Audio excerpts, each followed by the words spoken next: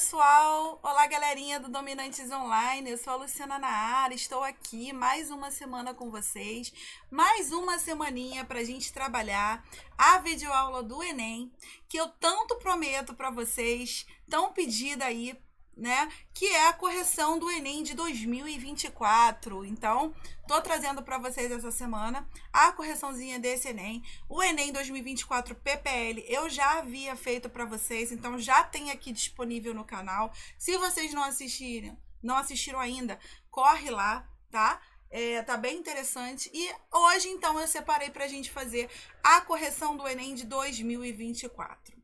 Bom, galera, mas vocês sabem que toda quarta-feira aqui no canal é o dia da biologia. Então, já conhecem também o esquema, né, do nosso curso. Mas hoje eu vou de novo estar divulgando aqui para vocês a nossa plataforma digital pelo www.dominantes.com.br. Então, assim, quem já conhece já sabe, tem gente que está vindo pela plataforma também, sejam muito bem-vindos. Mas você que está chegando hoje no canal, que está assistindo a nossa videoaula, seja ela a que é transmitida aqui às quartas-feiras ao vivo, ou as aulas que são transmitidas também após as aulas que são gravadas, né, disponibilizadas aí para vocês. Se você estiver assistindo essa videoaula em qualquer outro dia da semana também, tá? A biologia, ela sai sempre quartas-feiras, tá bom? Todas as quartas-feiras, então, pretendo estar aqui com vocês, tudo dando certo. Beleza? E a gente tem videoaulas no canal também, de segunda a sexta. Cada dia a gente tem um cronograma aí para trabalhar com vocês. Então, vale a pena, né, para quem está chegando agora, dar uma olhadinha no nosso site, o www.dominantes.com.br, porque as videoaulas que a gente faz aqui pelo YouTube são videoaulas que vão acrescentar vocês, ótimo, maravilhosamente. A gente faz correções de Enem, a gente faz correções de provas anteriores ou simplesmente exercícios mesmo, tá? Mas a questão de estar com vocês, né, e de, assim, disponibilizar o material, exercícios e, assim, realmente fazer um acompanhamento legal só pela nossa plataforma, que hoje, né, ela volta, então, para o preço de 12 parcelinhas de R$ 29,90. E esse preço também ainda tá promocional, tá? É um preço que você paga e você ganha 2 matrículas, então vale muito a pena, você ganha um segundo acesso. Você pode doar, você pode dividir com quem você preferir, tá? 12 parcelinhas, então durante os 12 meses que você estiver pagando, você vai estar tendo acesso, porque são 12 meses de acesso. O início é imediato, assinou a plataforma, tô desesperado, o Enem já tá aí, já fiz a minha inscrição, ainda nem comecei a estudar. Assim que você assinar a plataforma, vai ser liberado lá o acesso para vocês, tá bom? E nessa plataforma, galera, a gente tem muita coisa legal. Todo o conteúdo do Enem de forma objetiva. A gente tem trilhas de progresso por disciplina. A gente tem um material exclusivo da nossa equipe de professores, então é tudo produzido por nós, tá? Os exercícios que eu falei para vocês, que são importantíssimos esses exercícios, beleza? Uma das coisas mais importantes que a gente precisa quando a gente faz uma prova de Enem, de Enem, não só Enem, né, mas dos vestibulares em si, são os exercícios. Então, assim, o diferencial do nosso curso, tá bom? Temos fóruns para tirar dúvidas, beleza? Temos planilhas de cronogramas de estudo. Nós não somos inteligência artificial. Se você precisar entrar em contato por qualquer motivo, qualquer dúvida, qualquer dificuldade de acesso, a gente tem um contato direto, humano, com a coordenação, beleza? Nosso curso já está há anos no mercado, então, assim, a gente tem um índice de aprovação muito bom, tá? Enfim, galera, dá uma olhada na nossa plataforma, acessa lá, porque vale a pena, tá? E agora, então, dando boa noite a todos os nossos telespectadores de hoje, eu vou, então, dar início à nossa videoaula sobre o Enem Correção de 2024. E, galera, como eu sempre falo para vocês, eu sempre preparo, eu sempre deixo arrumado aqui pra gente, tá? É o Enem de 2024, sempre escolha a prova amarela, tá? De todos os Enems, de todas as correções que eu vou vir a fazer com vocês aqui, a gente vai estar sempre fazendo a prova amarela, tá legal? É um combinado nosso aqui, eu sempre deixo isso bem claro para quem tá chegando, para quem já tá com a gente, porque às vezes vocês gostam de fazer as provas juntas, né? Gostam de baixar antes, gostam de corrigir só comigo, enfim. Cada um estuda do jeito que prefere e aí a gente agrada todos os modos se a gente tiver esse nosso combinado. Tá bom? Galera, vou começar então com a questão 91. A questão 91, se eu não me engano, eu já trouxe ela aqui no canal no início do ano, quando eu falei sobre citologia. Então, é a parte da matéria que fala sobre citologia, tá? E eu queria então conversar um pouquinho sobre ela com vocês novamente. E para quem não viu, para quem tá assistindo de novo aqui pela primeira vez, vamos fazer junto. O esquema representa um experimento feito com células do protozoário Ameba proteus. Nele, um grupo de células foi tratado com a droga citocalasina B, enquanto outro grupo não foi tratado, servindo como controle. O formato e o movimento das células tratadas foram comprometidos. Então, olha só o que aconteceu. O grupo controle não perdeu o formato, e quando você joga a droga, ela perde totalmente esse formato, tá? Qual componente celular foi afetado pela droga utilizada no experimento? Bom, galera, eu sempre converso com vocês e sempre peço para que vocês façam o quê? Para que vocês tentem resolver a questão sem olhar para as opções, tá? Então, assim, se eu tô falando de perda de formato na célula e se eu sei um pouquinho de biologia, eu vou observar que a membrana deformou. Então, será que tem alguma coisa relacionada com a membrana plasmática? Pode ser. Tem a opção de membrana plasmática lá. E tem também, tá, as estruturas internas da célula que dão também o formato dessa célula, né? Que são os famosos citoesqueletos. Então, na aula sobre organelas, galera, se vocês não assistiram, aqui é uma videoaula de correção de Enem, né? Então, a gente precisa passar rapidinho por todas as questões, às vezes são 15 questões certinhas, às vezes um pouco menos, às vezes um pouco mais, depende do feeling do professor, de achar que aquela parte é realmente biologia, porque tem questões que caminham entre a química, a biologia, a física, e aí fica aquela briga entre os professores, não, isso é seu, isso é meu, enfim.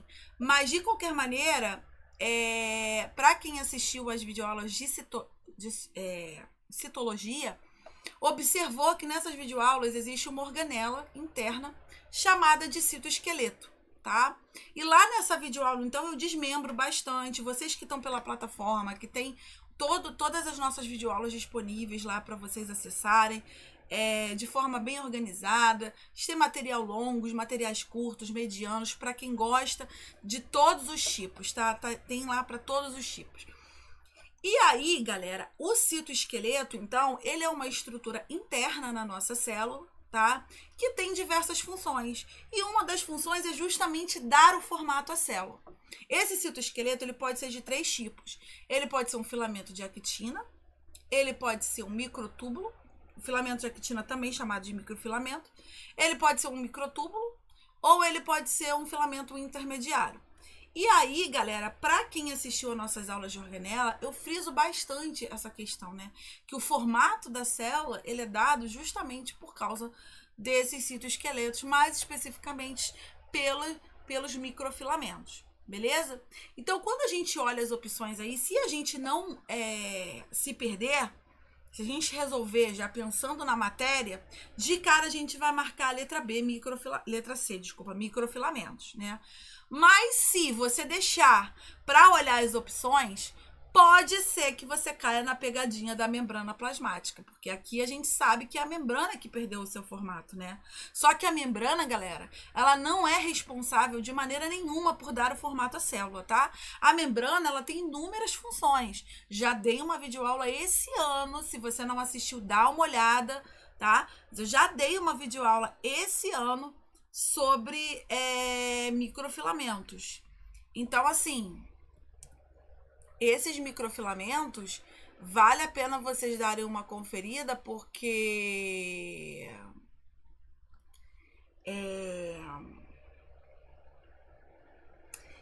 eles são cruciais, eles são importantíssimos, tá?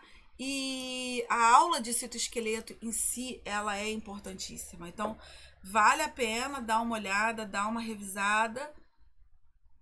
Membrana plasmática, então, não é, tá, galera? O gabarito dessa, então, é a letra C, microfilamentos. Quer dizer, como eu falo sempre para vocês, se vocês não observarem, tá, a estrutura interna, vocês vão bem. Agora, se vocês observarem, já era, beleza? Se vocês deixarem para olhar essa questão como é que eu vou dizer? Das opções, ela vai confundir vocês, tá? Questão 93 agora, hein? Moradores do Brooklyn, bairro de São Paulo, perdem o sono com som alto, constante e estridente. O barulho é causado por anfíbios anuros trazidos do Caribe, da espécie. Ih, não vou falar o nome desse troço aí não, hein? Que tem tamanho um pouco maior que o de um grão de feijão e que encontraram na capital um ambiente favorável. Cientistas foram até o local e encontraram esses animais nos jardins de casa. Ao emitirem o som estridente, esses anfíbios, de novo, galera, é outra questão. Essa questão é uma questão sobre reino animal, né? Mais especificamente sobre a classe dos anfíbios. Mas, assim, é uma questão que, se você conseguir entender ela sem olhar as opções, fica melhor para vocês, tá? Se vocês conseguirem direcionar o cérebro de vocês para o que ele está perguntando sem que a gente precise olhar as opções, vai ficar melhor, tá? Então, galera, normalmente eu tenho algumas dicas para dar para esses tipos de questões. Porque, assim, ele está falando sobre uma espécie de um anuro. Então, quer dizer, bem específico, tá? Não tem como a gente conhecer todas as espécies, todas as particularidades das classes, dos filos. Não tem como, tá? Então, galera, a gente tem que seguir um padrão, a gente tem que seguir um perfil. Então, toda vez que a questão falar sobre penagem, se for aves, né? Plumagem, canto das aves também, ou então barulhos, como no caso dos anuros, né? Dessa questão aí, né? Normalmente, tá? Quando caem questões desse tipo, ele quer falar pra gente sobre o quê? Ele quer falar pra gente sobre a busca por uma parceira, a busca por uma fêmea, para acasalamento, tá? Então, o pavão, ele abre aquela plumagem para quê? Para conquistar. Dança também. Os animais dançam para conquistar as fêmeas, tá? Os animais são vistosos, eles cantam, eles gritam, eles berram para acasalar, tá? Vê o berro das fêmeas quando tá no cio de gato? As gatinhas no telhado? Então, normalmente barulho é para atrair fêmea, tá? Olha as opções que eles têm aqui, ó. Indicam que estão fora do seu habitat natural. Poxa, um animal fora do seu habitat natural, ele não vai cantar, ele não vai fazer barulho, né? Se ele tá num ambiente estranho, ao contrário, ele vai tentar ficar mais quieto possível, tá? Alertam para a presença de poluição urbana. Poluição urbana? Um animal cantar, berrar, isso quer dizer poluição? Eu nunca vi, tá? Sinalizam a existência de superpopulação? Também não. Direcionam insetos para a sua alimentação? Bom, para alimentação eles têm outras formas de atrair, tá? Mas não é fazer barulho, pelo contrário, o barulho vai afastar. Então, com certeza, galera, atraem as fêmeas para o acasalamento, tá ok?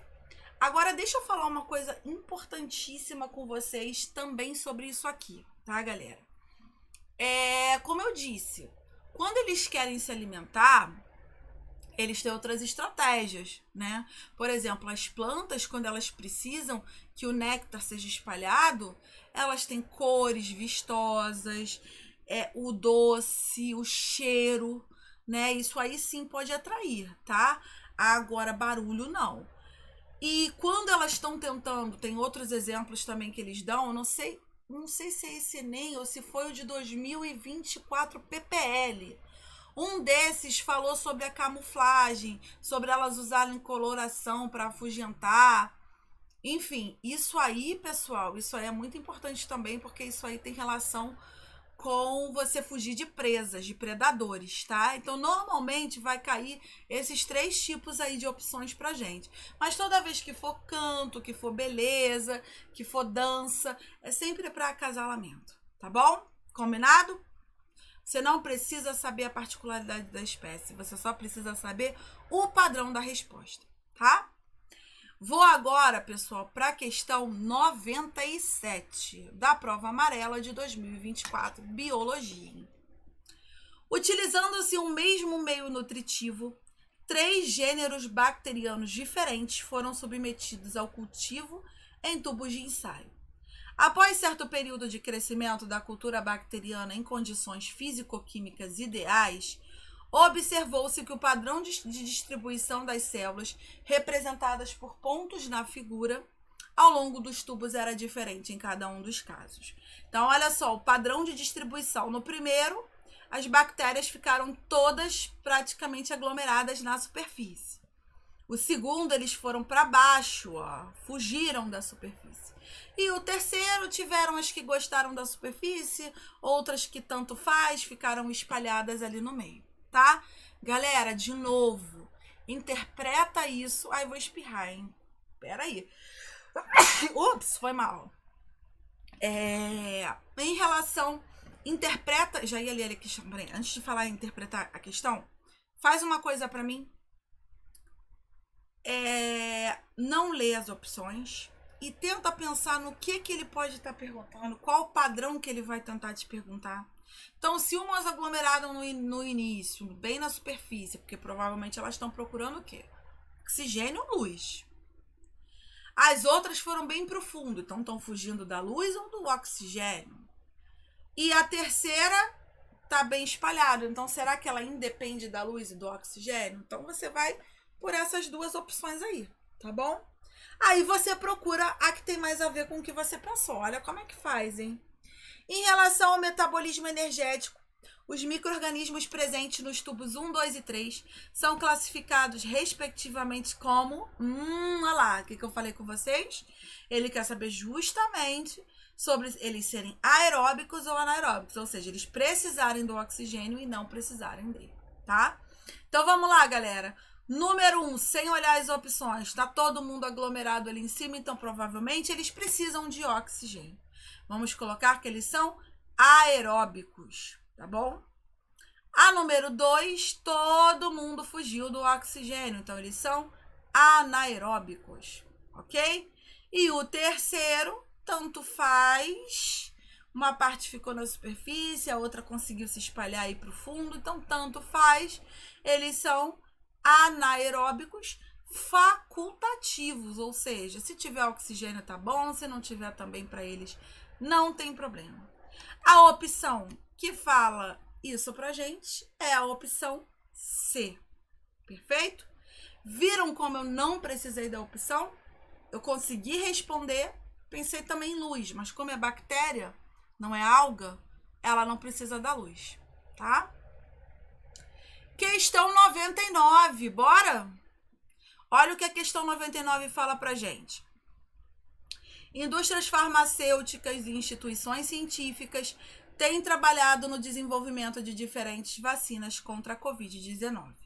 Em algumas dessas vacinas, a principal estrutura antigênica é uma proteína de superfície viral chamada espícula, ou spike em inglês, e essa proteína ela só existe em coronavírus, incluindo o SARS-CoV-2. Ela se liga a receptores de membrana específico das células humanas por mecanismos do tipo chave e fechadura. Dessa forma, os vírus entram nas células, podendo se multiplicar e acarretar doenças. Pessoal, o que é essa questão, tá? Essa questão é uma questão típica que vai perguntar pra gente sobre as vacinas, beleza? Então, assim, o que a gente precisa ter em mente sobre uma vacina, tá? A vacina, ela é uma imunidade ativa. O que é isso? Ela faz com que você produza os seus anticorpos, com que você produza a sua memória, tá? E normalmente ela tem que ser bem específica. Então, por isso que ele fala aí, né, que ela se liga aos receptores da nossa membrana, das células humanas, por um mecanismo de chave-fechadura. Então, esse anticorpo que está sendo, que vai ser criado pelo nosso corpo, né? Ele também vai funcionar como chave-fechadura, que ele precisa neutralizar essa proteína do SARS-CoV, beleza? Então, assim, o que a gente tem que ter em mente? Somos nós que vamos produzir, por isso que demora um tempo, né, até 2 semanas para produzir esses anticorpos, que ela também é específica, então do mesmo jeito que o vírus ataca a nossa célula especificamente, o nosso corpo também ataca o vírus especificamente, por isso que a gente tem inúmeras vacinas agora, né? Influenza, todo ano a gente tem que tomar influenza. Pois é, porque todo ano tem uma variante circulando. Já temos aí uma nova vacina para o Covid, sendo dada aí, se eu não me engano, para idosos acima de 70 anos, uma nova variante. Então, assim, a vacina ela tem que ser muito específica, tá? E a vacina faz a gente produzir os anticorpos. Então, é uma imunidade ativa, ok? Sendo assim, a gente não pode marcar a letra B. Imunidade passiva contra a doença. Não, imunidade passiva seria um soro. Seria quando a pessoa já está doente e ela precisa imediatamente receber os anticorpos. Ela não tem aquela janela de produção dos 15 dias, tá? Neutralização direta do vírus presente na circulação sanguínea? Não. Modificação dos receptores? Não, acabei de falar, ele tem que ser chave-fechadura. Então, ele não vai modificar nada. Pulei a letra C aqui, né? A alteração genômica para a formação de memória imunológica, ele até vai formar memória imunológica. Por isso, teve gente que se confundiu, tá? E acabou marcando a letra C. Ele até leva a memória imunológica. Porém, pessoal, essa memória imunológica, ela não é por alteração gênica. Não vai acontecer nada de diferente. A vacina, na verdade, ela simula a uma infecção no teu corpo, beleza? Só que é uma infecção muito mais branda, por isso você vai responder, vai gerar memória e não vai adoecer, tá bom? Então, o gabarito dessa, e toda vez que cair sobre vacina, e vai cair, galera, então vocês não me decepcionem, porque vai cair sobre vacina, toda vez que isso acontecer, produção de anticorpos específicos contra o vírus. Tá legal? Tranquilo? Imunidade ativa. Ele não falou, mas é ativa. Mais uma. Essa questão, esse Enem de 2024, o último Enem, né? Na verdade, eu achei que ele cobrou bastante sobre vírus. Eu achei que ele cobrou bastante. A gente já esperava, tá? Que vírus fosse cair bastante por causa das últimas... do Covid, né? Ele já caía bastante depois da pandemia. A gente já esperava que fosse cair bem mais mesmo. Mas eu achei que, assim, esse daí... ele realmente pediu bem mesmo, tá? Sobre vírus. Então, vamos fazer mais uma sobre vírus, ó. Tô até pensando também em fazer uma videoaula só sobre vírus, pra gente cercar esse tema aí bonitinho, porque é um tema importante. O vírus linfotrópico de célula T humana, tipo 1, que é o HTLV1, é um retrovírus do mesmo grupo do vírus da imunodeficiência humana, o HIV. Ambos são transmitidos da mesma forma e infectam as mesmas células de defesa do organismo, que são os linfócitos T. A diferença entre eles é que o HTLV estimula um aumento dos linfócitos, enquanto o HIV, a destruição dessas células. Bom, galera, tem algumas coisas importantes que a gente precisa falar aí. Primeiro, na questão, ele está fazendo uma revisão, né? E ele tá falando pra gente que o vírus linfotrópico da célula T humana, ele é contagioso e a forma de transmissão dele é a mesma que o HIV. Isso aí a gente aprendeu com a questão. Outra coisa que a gente aprendeu com a questão é que eles gostam do mesmo tipo de célula que é o linfócito T, tá? Tem uma outra coisa que está implícita aí na questão, que é o fato deles serem retrovírus. O que significa isso? É que eles são vírus de RNA. Então, eles precisam eles precisam voltar para a forma de DNA para depois se transformarem em RNA novamente, tá? Então, eles têm a tal da transcriptase reversa. Se eu não me engano, vai cair nessa ou caiu na de 2024 PPL. Eu sei que caiu no ano de 2024 sobre transcriptase reversa. Só não lembro qual foi a prova, se foi o regular ou se foi o PPL, tá? Se foi hoje, a gente vai ver. Se foi no PPL, temos gravado aqui no canal. E aí, pessoal, ele fala uma outra coisa também importante pra gente. Que a única diferença entre eles é que um aumenta e o outro diminui, tá? O diminuir, o linfócito T, ele é um linfócito de defesa, né? Ele é responsável pela nossa defesa mais específica, beleza? Quando o corpo ele não consegue atacar de primeira linha, ele desenvolve, né, linfócitos específicos para aquele determinado agente. E quando você tem uma destruição dessas células, a sua imunidade cai, né? Então, o HIV, ele desperta uma síndrome de sintomas, né? Que é a síndrome da imunodeficiência adquirida. Ou seja, você vai ficar imunodeficiente porque você adquiriu um vírus que destrói as suas células de defesa. Beleza? Então, a AIDS é um HIV, tá? Não confundam. Muita gente acabou marcando AIDS porque ele foi falando tudo. Ah, ele faz a mesma coisa que o HIV, ele é transmitido do mesmo jeito, ele infecta a mesma célula. Então é AIDS também. Não. O HTLV, ele aumenta demais as nossas células T, tá?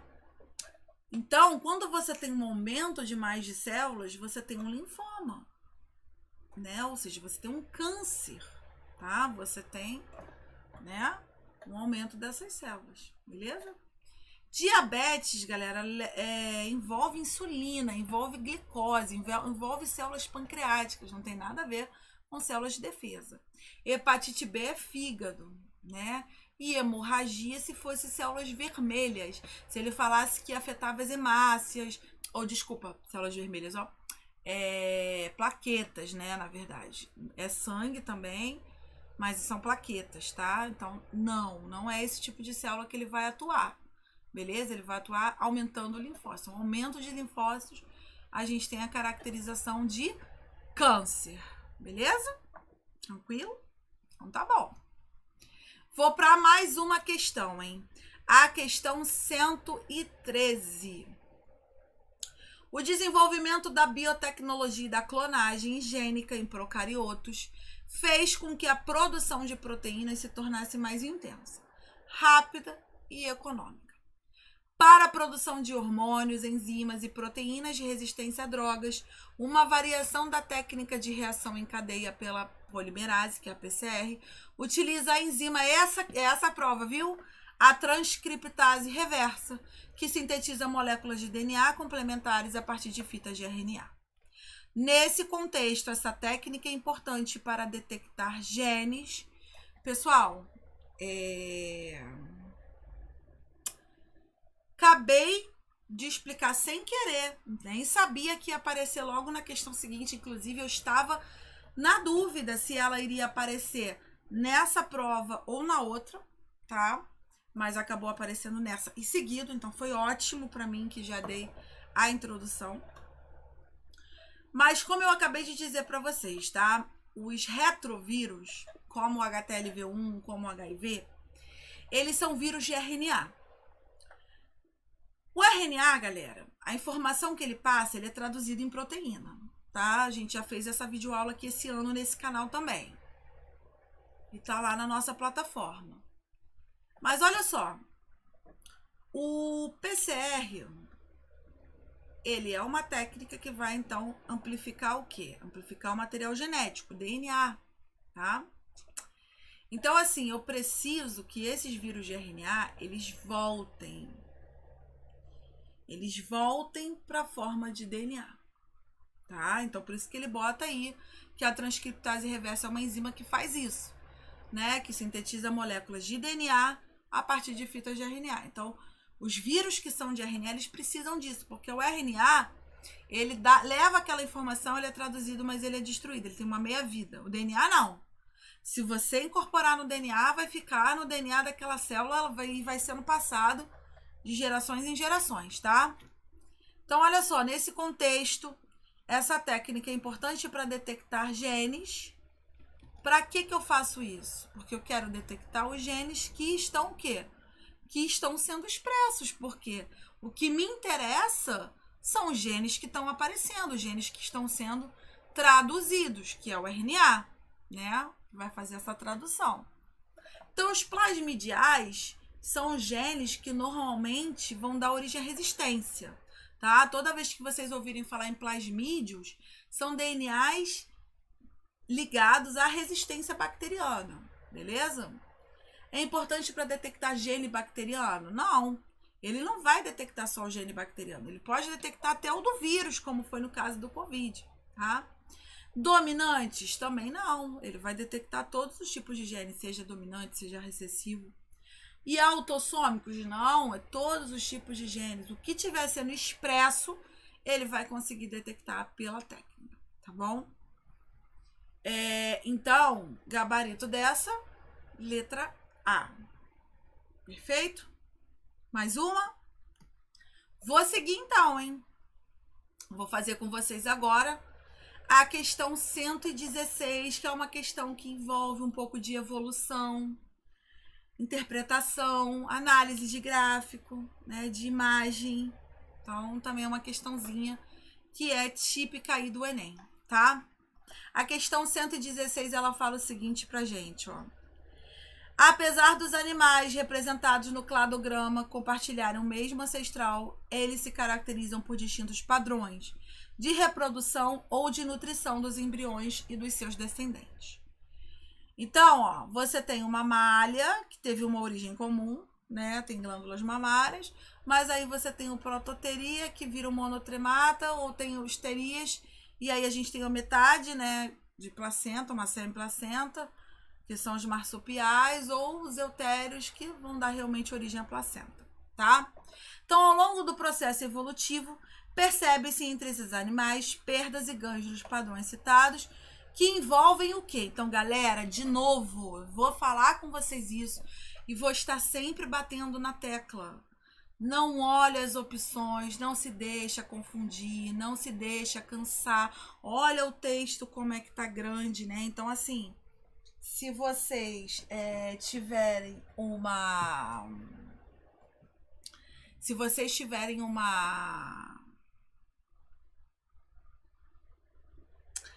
Como é que se diz? Característica suas próprias de interpretar, de saber o que a questão ela tá pedindo, não vamos ter problemas. A gente vai conseguir resolver qualquer tipo de questão, tá? Então, olha o que tá dizendo aí nessa questão pra gente. Olha pra figura. E ele quer lá, ó, ao longo do processo evolutivo, quais são os padrões. Então, ele tá falando de placenta, ele tá falando de embrião, né, de maneira como o embrião ele vai ser gerado. Então, é isso que a gente tem que começar a pensar nas opções, tá? É para aumentar o número de descendentes por ninhada? Não, não é o aumento de descendentes que está a ver. É a forma com que a nutrição vai chegar até eles, porque a placenta é isso, né, galera? Você ter ou não a placenta é isso. Mudança no tipo de fecundação, de externa para interna? Não. Antes da classe mamária, você já tinha uma fecundação interna, então não.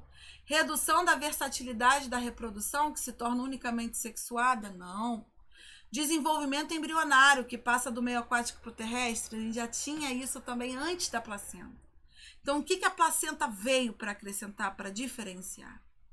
Diminuição da vesícula de vitélio. Claro, porque se agora você tem uma placenta que faz a nutrição, você não precisa de tanto vitelo, né? Então, isso está associado ao desenvolvimento da lactação, da classe mamária, tá? Perfeito? Então, é assim que a gente tem que fazer esse tipo de questão. Não deixa ela te confundir, tá? Não deixa. Beleza? Vamos para mais uma? Vou para mais uma, hein? Vamos lá. Qual questão agora? Demos um salto, hein? Da questão 117, 16.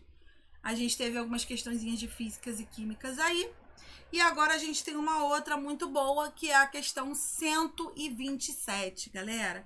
Questão 127 da prova amarela. Olha o que ela fala pra gente.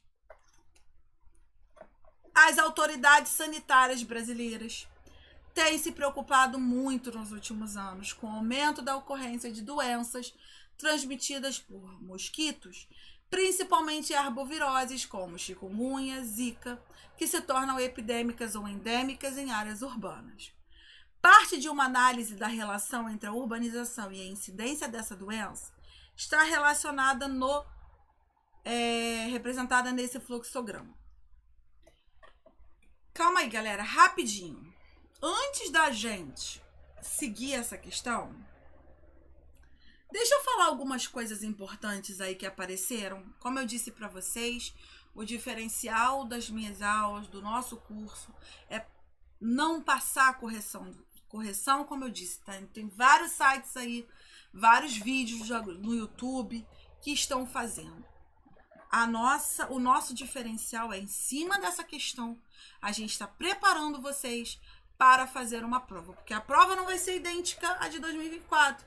A gente pode fazer 23, 22, 21, 20, não vão ser idênticas. O padrão de pergunta, sim, mas as perguntas não, tá? Então a gente tem que saber responder esse tipo de padrão. Então vamos fazer uma revisão em cima disso aí. Olha o que ele está falando pra gente, ó. As autoridades sanitárias brasileiras têm se preocupado muito nos últimos anos com o aumento de ocorrências de doenças transmitidas por mosquitos, principalmente arboviroses. O que significa arboviroses? É essa palavra que apareceu aí, galera. Toda arbovirose são vírus, são doenças virais que são transmitidas por algum artrópode, tá? Um carrapato, um inseto, um aracnídeo, enfim. Algum artrópode está transmitindo essa doença. No caso, ele falou que são mosquitos. Chikungunya e zika são duas doenças transmitidas por mosquitos, que se tornaram epidêmicas ou endêmicas em áreas urbanas. Epidêmica é uma coisa maior, mais espalhada, tá? Embora não seja pandêmica. Pandêmica é igual a pandemia, tá em todos os locais do mundo, tá? Epidêmica é um pouco mais espalhada. Agora, endêmica deu um surto numa determinada região específica, beleza? Essa é a diferença entre epidemia e endemia. Parte de uma análise da relação entre a urbanização e a incidência dessas doenças está representada no fluxograma.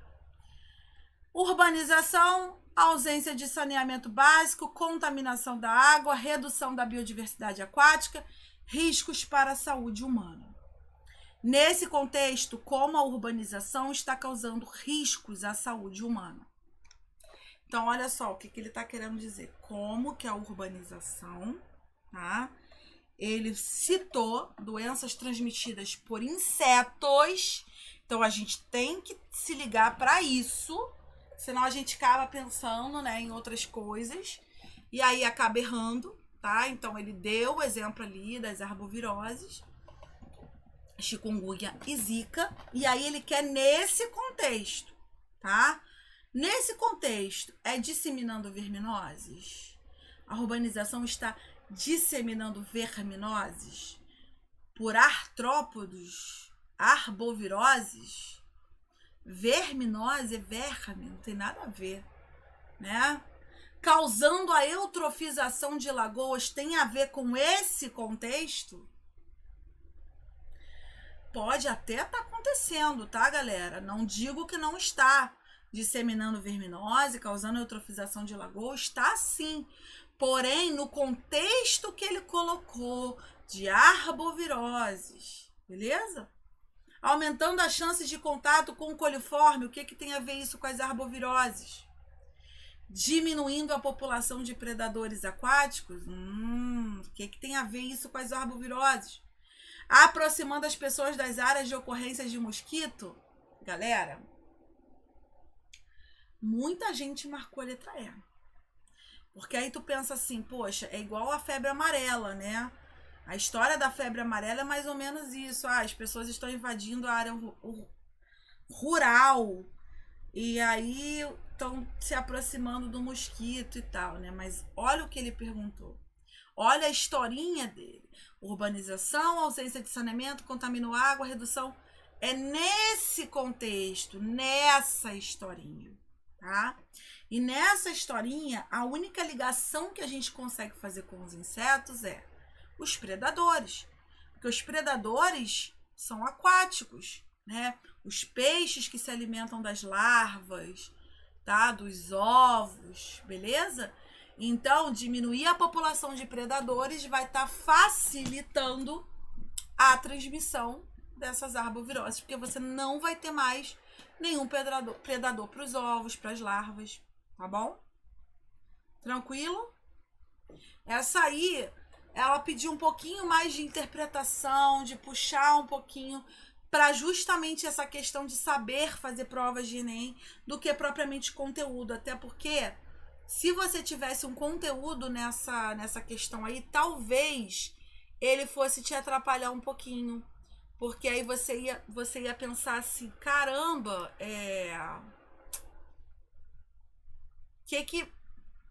né? Água parada, febre amarela, né? Então, se você tivesse um pouquinho mais de conhecimento, talvez nesse caso aí, ela fosse te pegar. Então, era muito mais de você saber fazer esse estilo de prova, né? Você entender que ele está te perguntando daquele quadro característico que está sendo passado ali, do que propriamente a questão do...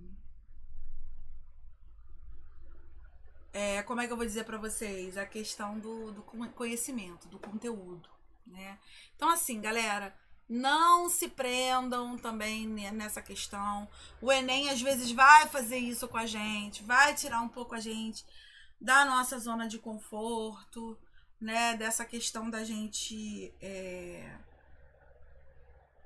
querer marcar de cara. Às vezes ele vai colocar lá, até que nessa aí ele colocou a opção que poderia te confundir na letra E, mas ele vai tentar te dar uma escorregada, uma gambelada, você querer marcar desesperadamente logo sem ler, até porque o tempo é curto também, né? Então a gente tem que estar treinado, por isso a importância das nossas correções de provas aqui, por isso a importância de vocês terem a plataforma de disponibilidade de vocês para acessarem os exercícios, as provas de maneira rápida, com gabaritos comentados, né? As nossas videoaulas sempre a gente deixa aqui à disposição aí com esse gabarito comentado para vocês poderem ter essa dinâmica, tá bom?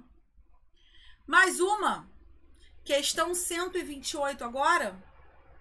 A questão 128 é papum, rapidinha, né? Ela não vai te cansar a leitura, porém não é tão na cara assim. E aí essa é aquela questão que eu falo com vocês que às vezes ela pode transitar. Porque você vê assim, tecido ósseo, nervoso, epitelial, adiposo, mas eu acho, tá? Ela muito mais voltada para uma química do que propriamente para biologia.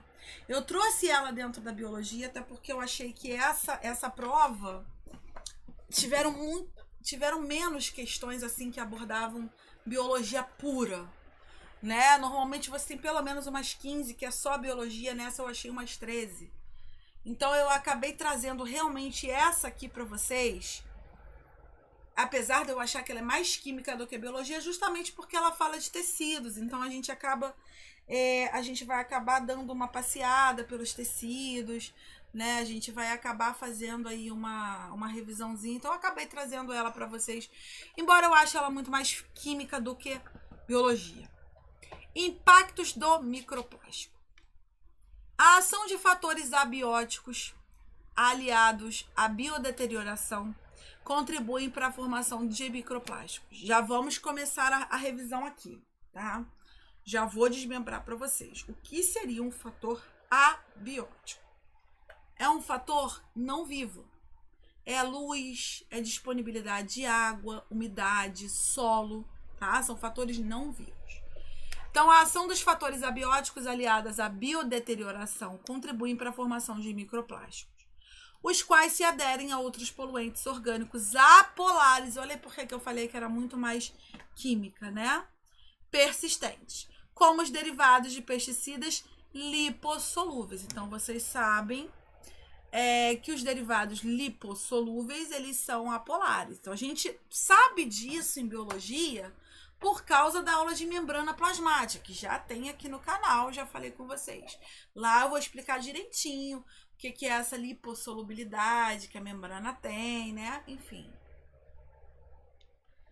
E aí, galera, o que eu queria comentar com vocês sobre isso, tá? Eu queria meio que dizer que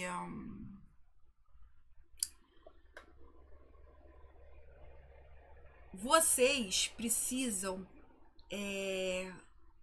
ter em mente que as matérias, por isso que a prova é uma única, né? Ciências da natureza, tá? A gente não pode separar a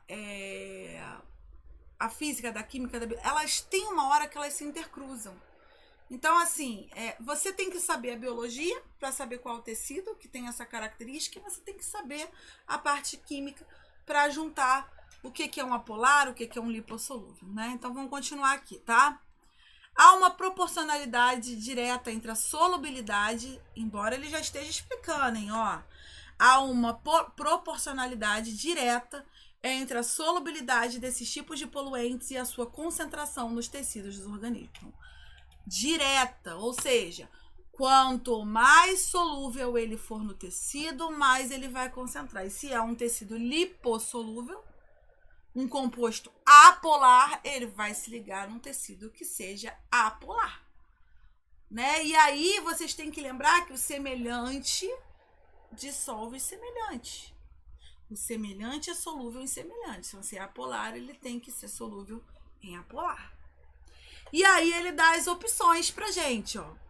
Em animais vertebrados, essa associação de poluentes será preferencialmente acumulada em que tecido? Ósseo, nervoso, epitelial, adiposo ou sanguíneo? Sanguíneo, esquece. Sanguíneo é água pura, né? Água é polar. Então, a apolar esquece sanguíneo, tá? O nervoso, ele tem muito mais a ver com cargas elétricas do que propriamente polar ou apolaridade, né? Ele tem, então, os dois lados da membrana. Cara, desses tecidos aí, o que é realmente apolar, tem a ver com lipídios, que também são apolares, é o tecido adiposo. Então, aonde é que eles vão se acumular? Eles vão se acumular no tecido adiposo, tá? Então, quer dizer, eu acho que a gente tinha que saber muito mais química do que física, do que biologia, para responder esse tipo de questão, tá? Mas como teria que saber que o tecido adiposo ele é apolar, mas isso aí eu acho que é o básico do básico, né? Ele não aprofundou na biologia, ele aprofundou mesmo foi na parte da química, tá bom? Posso para mais uma? Respira, vamos lá, a gente está chegando do meio para o finalzinho da nossa videoaula. Então tá tudo bem até aí, já estamos na 128, vocês sabem que são 135 questões de ciências da natureza. Então estamos passeando pelas questões de biologia, tá? E vou fazer mais uma com vocês. Essa também tava uma questão assim, ó, tranquila, direta, então fácil da gente resolver, tá? A questão 130. Vamos ler junto então. Com base em testes realizados em ratos, concluiu-se que os compostos nitrosos são substâncias mutagênicas. Então, nitrosos são mutagênicos. Mutagênico quer dizer que geram mutações, né? Ou seja, lá, ele explica depois, produzem mutações em células e possivelmente o câncer. Esses compostos podem ser obtidos pela reação entre o nitrito de sódio. Olha como também tem química, né? Não é puramente biologia. Que é um conservante adicionado às carnes e o ácido clorídrico. Então, olha só que interessante, né? A reação entre esse conservante que a gente coloca em carne e o ácido clorídrico no estômago, né? Vai produzir esses compostos aí que são mutagênicos. O ácido nitroso produzido vai reagir com compostos nitrogenados, como aminas, dando origem, então, aos compostos nitrosos. Em qual órgão esse processo será iniciado? Então, aqui, vamos lá, essa questão aqui ela é boa, por quê? Porque ela pega e toda a historinha dela parece, se você for fazer o que eu falo, né, para vocês verem que nem sempre dá. Então, não fiquem nervosos, ainda mais agora que vocês vão começar a treinar, se vocês me levarem a sério, né, que vocês vão começar a treinar, fazer provas nesse estilo. Não se assustem, que vai ter horas que a questão vai realmente viajar, te levar para outro lado e vai acabar caindo em algo nada a ver que tu não esperava.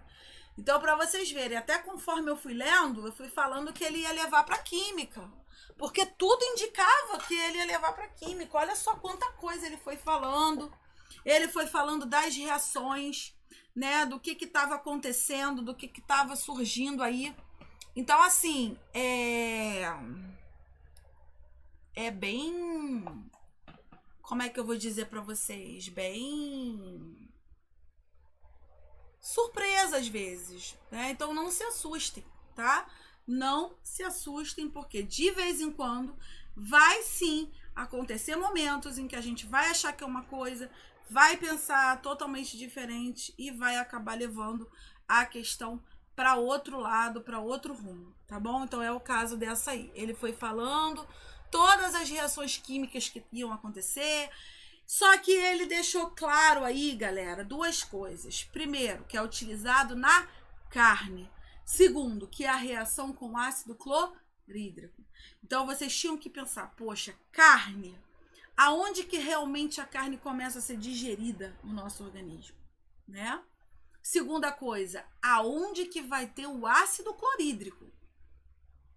Porque mesmo que a boca começasse a digerir a carne, não é na boca, e não é, tá? A boca ela digere amido, beleza? Temos uma aula de digestão celular lá na nossa plataforma linda, maravilhosa. Cai muito, digestão celular cai pra caramba. De toda a parte fisiológica, eu acho que no Enem, a digestório é o que mais cai, tá? E essa é uma questão de digestório, tá? Então, assim, vocês teriam que saber onde que é produzido o ácido clorídrico, porque só após a produção do ácido clorídrico que realmente acontece, então, a reação, tá? Então, aonde é que vai começar o processo de formação desses compostos nitrosos? No estômago, galera. No estômago, quando ele entra em contato com o ácido clorídrico. Tá bom? Tranquilo? Perfeito. Posso passar para mais uma? Então, vamos lá? Mais uma, então. Questão 132 agora, em 2024, prova amarela. Essa é boa. As fibras musculares esqueléticas não são todas iguais. A gente tem fibra lenta, também conhecida como fibra vermelha, apresentam muitas mitocôndrias e são bem supridas por vasos sanguíneos. Então, deixa eu já ir explicando a questão para vocês, para depois não ter que ler tudo de novo. Galera, as fibras musculares vermelhas, elas são vermelhas porque elas têm mioglobinas, tá? Mioglobinas é análogo à hemoglobina do sangue. Então, o que dá pigmento ao sangue é a hemoglobina. E o que vai dar pigmento ao músculo, se a fibra é vermelha ou se a fibra é branca, vai ser a presença dessas mioglobinas.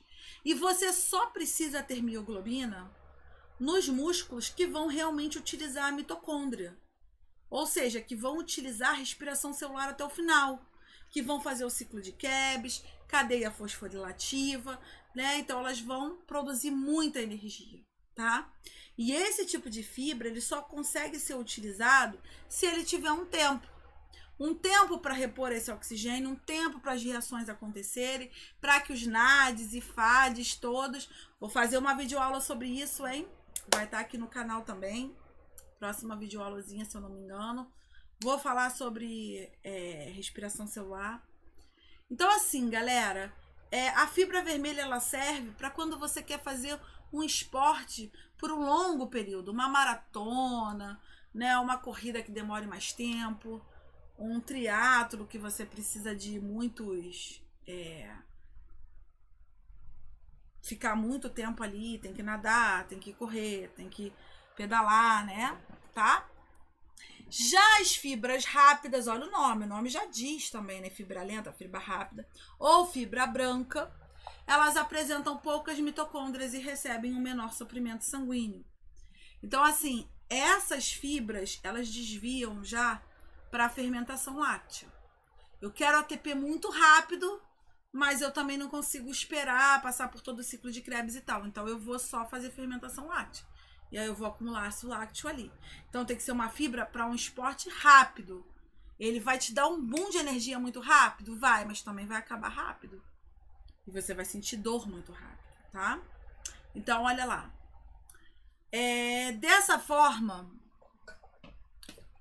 a distribuição das fibras dos músculos esqueléticos do corpo auxilia de forma diferenciada no desempenho físico de um atleta. Ok.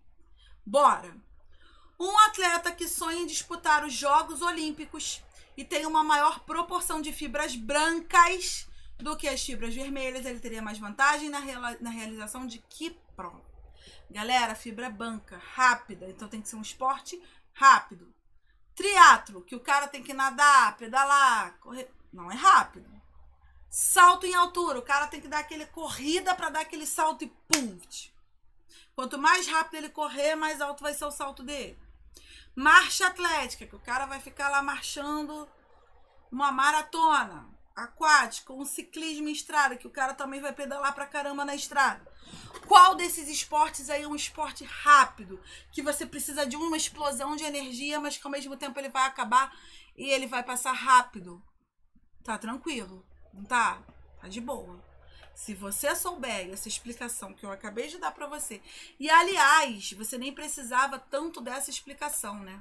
Era só você ver também a questão do que ele estava falando na questão lá, fibra lenta, fibra rápida, pronto. Tu já poderia associar, tu já conseguiria matar essa questão aí, tá bom? Perfeito, o gabarito dela, letra B. Galera, como vocês sabem, né, quando dá mais ou menos a metadinha aí da nossa videoaula, eu paro e volto a anunciar rapidinho para vocês a nossa plataforma. Eu fico aqui, eu sei que vocês entram um pouquinho depois, então assistem também depois. Então, para quem tá chegando agora, vou falar de novo sobre a nossa plataforma digital, que eu vivo falando aqui, ó, tem nossa videoaula lá na plataforma, tem videoaula lá na plataforma. Galera, foi construída, tá? Para que a gente cerque os temas do Enem de maneira bonita, de maneira fechada, de maneira que não falte temas. E se faltar algum tema, vocês cobrem a gente, bota aqui no chat, bota nos comentários, olha, tá faltando essa vídeo, vamos fazer. Dá ideias, porque eu tô super aberta a vocês. A gente produz aqui a videoaula que vale a pena mesmo. Mas é claro que vai me pedir uma coisa que cai. Tu não vai me pedir uma coisa que nunca foi cobrada no Enem, porque aí não é o nosso propósito, né? O nosso propósito é preparar vocês pro Enem, tá bom? Então, na nossa plataforma digital, a gente tem todo o material do Enem completo, 12 parcelinhas de R$ 29,90. E você tem direito a um segundo acesso para você doar, para você dividir com quem você quiser, tá bom? E lá, como eu sempre falo, você vai encontrar todo o conteúdo de forma no Enem, você vai conseguir ver o seu progresso, seus cronogramas, exercícios, tudo num único canal, tudo numa única plataforma, tá bom? Então, assim, galera, vale a pena vocês darem uma conhecida, uma fuxicada, tá? Que vai dar certo, tá bom? Posso continuar? Vou continuar porque a gente tá chegando agora da metadinha pro final. Vocês estão vendo aí que a gente já tá na questão 132.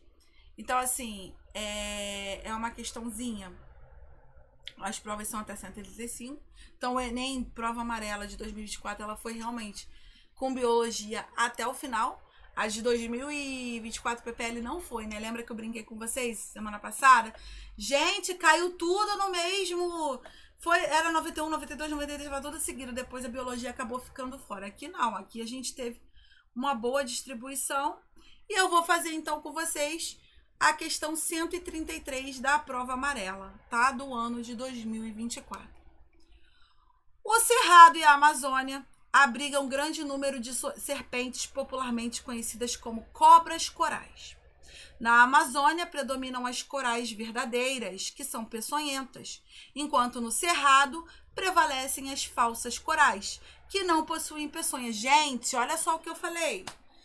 Olha, eu juro pra vocês, eu sempre falo isso aqui, mas eu vou voltar a falar, tá? Eu nunca sei qual é a questão que tá nas provas, porque eu faço tanto essas provas, mas é ano de 2023, 22, 21, 20, 19. Então, assim, eu sei que tem a questão, mas eu não lembro em qual prova caiu, se vai aparecer, se não vai.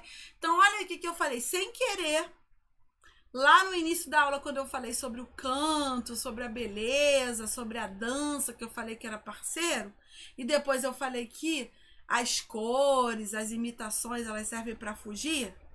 Olha aí, ó. A questão 133 é exatamente isso que eu estava falando, né? Você tem a falsa coral que não é peçonhenta, mas ela imita as cores da coral verdadeira para que os predadores tenham medo dela, né? E aí acaba afugentando ela. Só, são muito parecidas. Muito parecidas, né? Só que olha só, aqui é o preto no meio e as duas brancas por fora. E aqui é a branca no meio e as pretas por fora. Só isso que muda. Então vamos de novo, ó. O Cerrado e a Amazônia abrigam um grande número de serpentes, popularmente conhecidas como cobras corais. Na Amazônia predominam as corais verdadeiras, que são peçonhentas, enquanto no Cerrado prevalecem as falsas corais, que não possuem peçonha. Essas espécies apresentam um padrão de coloração muito semelhante. Essa similaridade traz uma vantagem, tanto para as corais falsas como para as verdadeiras. Então, ó, nas fotografias aqui a gente tem as duas. Qual a vantagem dessa similaridade? Agora, olha só, hein? Para as falsas corais. Para as falsas corais é facilitar a captura de presa? Não. Diminuir a competição por recurso? Possibilita a geração de indivíduos híbridos? Reduz a possibilidade de sofrerem predação? Ou otimiza o encontro dos parceiros reprodutivos? Galera, ele imitar a outra espécie, aí não é você ter parceiro reprodutivo. Aí é para se alimentar, tá? Ou para fugir de não ser alimento de ninguém. Então, nesse caso, como ele está imitando uma venenosa, ele está o quê? Ele está reduzindo a possibilidade dele sofrer algum tipo de predação. Tá ok? Tranquilo? Então, vamos tomar cuidado. Os padrões, pessoal, como eu falo com vocês, tá? Os padrões, eles são sempre mais ou menos os mesmos, tá? Eles sempre vão seguir uma lógica, uma regra. Então, assim, dá pra gente, mesmo não conhecendo as corais, mesmo, né, não sabendo especificamente dessas particularidades, tentar assimilar o que a questão vai querer cobrar daquilo ali, tá bom? Porque quando cai reino animal, infelizmente é assim. Ele vai dar um exemplo bem específico que nenhum professor vai ter falado daquele exemplo específico, mas ele vai ter dado uma situação similar, tá bom? Última questãozinha, questão 135, questão de genética, muito pedida por vocês. Aliás, não só genética, mas interpretação de cladogramas. Então fica comigo que essa questãozinha aqui pegou bastante gente, hein? Ó, um dos exemplos mais conhecidos de herança recessiva ligada ao cromossomo X é o daltonismo. Então ele já disse que é uma herança ligada ao sexo, ligada ao cromossomo X. Como em qualquer distúrbio recessivo ligado ao cromossomo X, existem muito mais homens apresentando o fenótipo com esse tipo de daltonismo do que mulheres. Um casal formado por um homem que não é daltônico. Então, galera, quando ele for falando em genética, já vai escrevendo o gene do cara. O homem não é daltônico, então o homem é XDzinho, tá? O Dzinho de Y, né? Ai, Y. Então o Dzinho dele tá lá. Então um homem que não é daltônico e uma mulher gestante também não daltônica. Então a mulher, ela também tem um Dzinho dela, só não sei o outro. Vamos ver se ele vai falar que ele é portadora. Ah, vai falar, ó, mais portadora. Então ela tem o Dzão. Aqui eu botei o contrário, tá? Normalmente você bota o Dzão na frente, mas não vai mudar em nada. Então é mulher, Dzinho, Dzão, e ele é só Dzinho, tá? Porque ele não tem a doença. Está esperando um bebê. Em uma das consultas de pré-natal, o casal recebeu um heredograma que contém todas as possibilidades para esse bebê.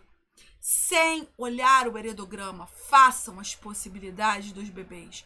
Vamos fazer aqui, ó, a maneira mais fácil de ver o quadro de Punnett, tá? Então, ó, o homem é Dzinho e Y. A mulher é XDzão e XDzinho. Quais são as possibilidades disso acontecer? Vamos lá. Eles vão ter uma filha normal, XDzão e XDzinho, mais portadora.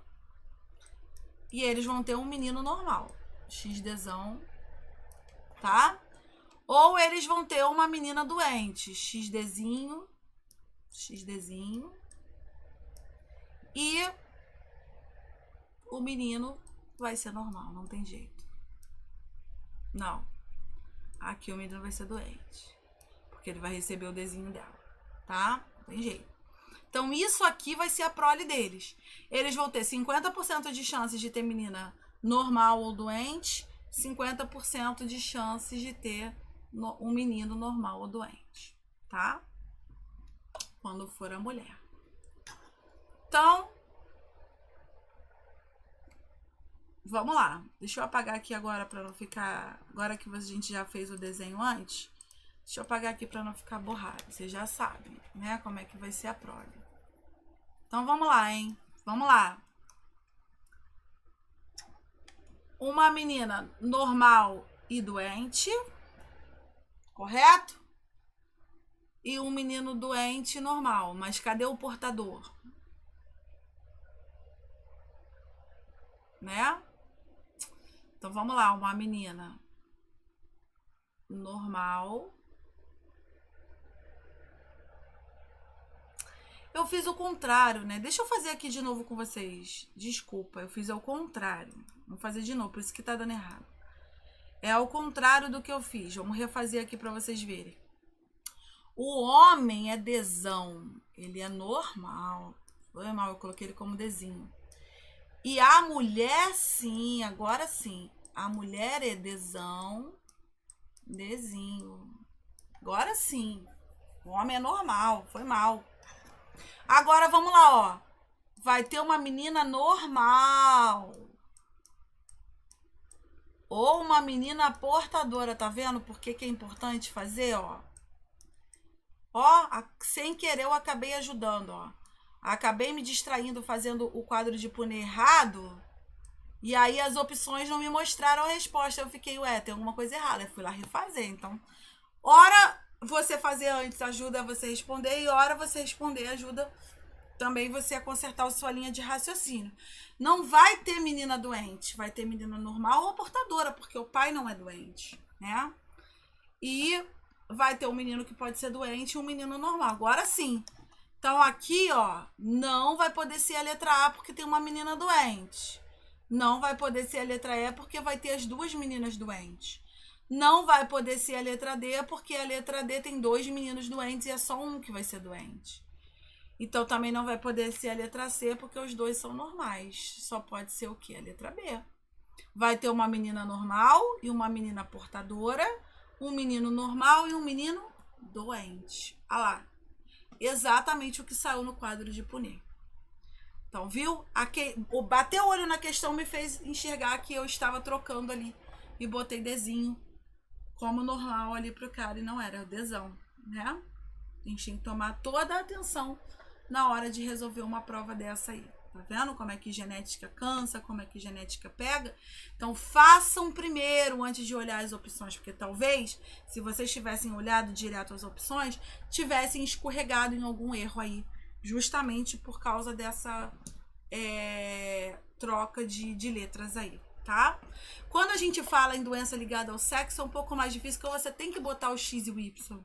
E os Ds, o azão, azinho, fica lá em cima, né? Então fica um pouco mais confuso, tá? Mas nada que seja impossível da gente resolver. Galera, quero agradecer a atenção de vocês, quem chegou até aqui, ao final da nossa videoaula. Quero pedir desculpa por qualquer coisa, qualquer frase mal feita, qualquer gaguejo, qualquer, né, enrolada aí de língua, travada. Quero pedir para vocês acessarem então o nosso site. Vai lá, apenas conhecer, vasculha, www.dominante.com.br. Nosso canal no YouTube, vocês já estão por eles, seja nas nossas aulas que acontecem de 7h30, a partir das 7h30 da noite, de segunda a sexta, ou pelas videoaulas que ficam já salvas no canal, e a nossa página no Instagram, que é o Curso Dominante, tá bom? Dá uma seguida lá na gente, porque a gente sempre coloca lá novidades do que está acontecendo no curso, as próximas videoaulas, tudo bonitinho para vocês, promoções, tudo mais que vocês precisam, tá? Galera, obrigada pela atenção de todos. Semana que vem estarei aqui de volta, sempre às quartas-feiras a aula de biologia. Então espero vocês e estou preparando várias videoaulas legais. Como eu pedi numa videoaula passada, vou pedir para vocês de novo. Se vocês quiserem qualquer sugestão de temas que vocês acham importante, que vocês vasculhar a plataforma. Na plataforma eu acho muito difícil, porque eu cerquei ela de todas as maneiras. Mas às vezes aqui no canal do YouTube a gente tem pouco tempo, né? Que a gente começa as nossas videoaulas em março, em novembro já é o Enem. Então, assim, às vezes pode ser que fique alguma coisa aí que vocês acham que seja mais interessante trazer. Fique à vontade para deixar a sugestão de vocês, tá bom? E amanhã, a partir de 7h30 da noite, aula no canal de novo, tá, galera? Obrigada pela atenção de todos e até semana que vem.